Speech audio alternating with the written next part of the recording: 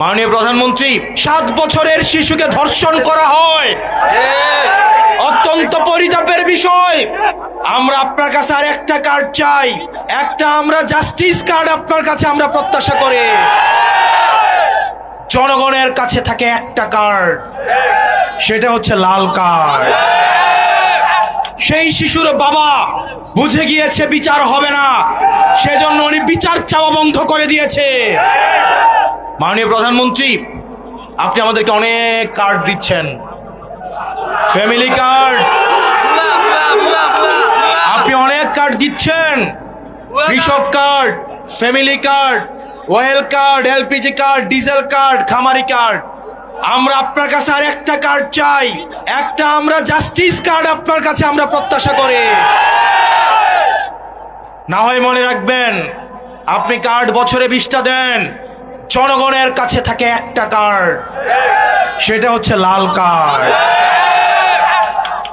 এই কার্ড যতদিন না পর্যন্ত আপনি জাস্টিস নিশ্চিত করবেন, আপনার এই কার্ড কোনো কাজে আসবে না। 2 বছর পরে দেখা যাবে এই কার্ড নিয়ে সবাই বাসার মধ্যে উনু খেলে। প্রিয় নাঙ্গলকোটবাসী,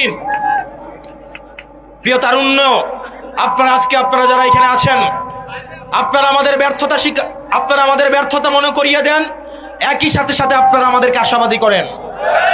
কারণ এইখানে যারা আছেন, আপনাদের কারো বেগম পাড়ায় কোনো বাড়ি নাই। আপনারা এইখানে যারা আছেন, কারো মামা চাচার পরিচয় এখানে বসেন নাই। এইখানে যারা আছেন, আপনাদের নেতার গাড়ির পিছনে দৌড়াইতে হয় না। আপনারা এইখানে যারা আছেন, আপনাদেরকে কোনো রাজনৈতিক লাঠিয়াল বাহিনীতে রূপান্তর করা হবে না।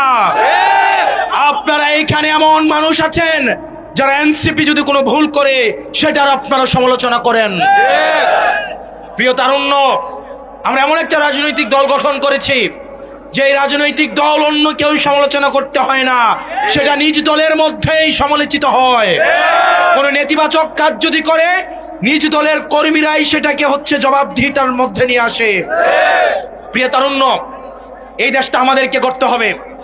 আমরা দেখেছি এই রাজনৈতিক ভাষণে রাজনৈতিক নেতারা তার সন্তানদেরকে বিদেশে রাখে দেশের শিক্ষা ব্যবস্থার উন্নতি করতে চায়।